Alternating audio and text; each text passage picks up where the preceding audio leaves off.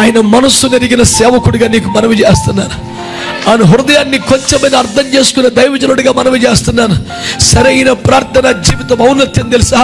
దేవునితో మాట్లాడుతున్నప్పుడు మాటలు తగ్గాలి, మన కన్నీరు ఎక్కువ ఉండాలి. మన నోరు కాదు, కన్నీరు మాట్లాడాలి. ఇది థియాలజీ ప్రకారం రైటో తప్పో నాకు తెలియదు. నాకు నా నియాలజీ ప్రకారం చెప్తున్నా. దేవునికి స్తోత్రం కలుగును గాక. ఈ రాత్రి దేవుని సేవకుడిగా దైవజనులకు ఎక్కువ మనవి చేస్తున్నాను.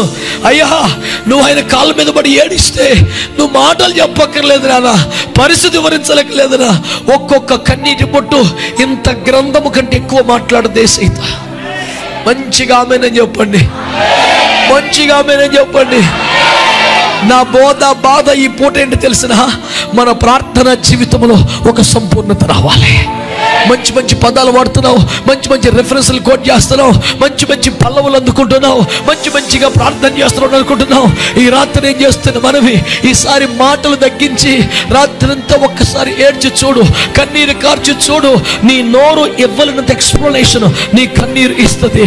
నేను సిగ్గు పెట్టుకొని కన్నీరు పెట్టుకోండి, సరేబా ఇంకెప్పుడు అలా చేయకు. ఒక కన్నీరు 100 మాటల కన్నా ఎక్కువ. ఇంకో మాట చెప్పనా? ఆ కన్నీరు బదులు చాలా అందంగా మాట్లాడితే ఒకవేళ మనస్కారం తెలివితేటలైన మాటలు చూడు అని గ్రౌండ్ జరిసినా ఆశ్చర్యం లేదు. హల్లెలూయా.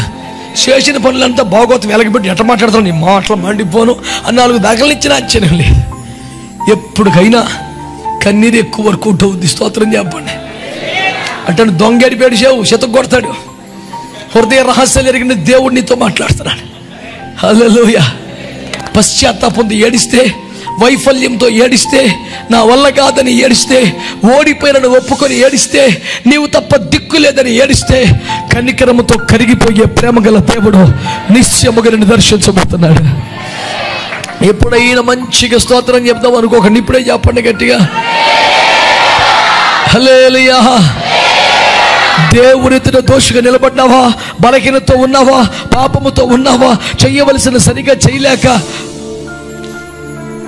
మొక్కుబడి తీర్చక, తీర్మానాన్ని నిలబడక,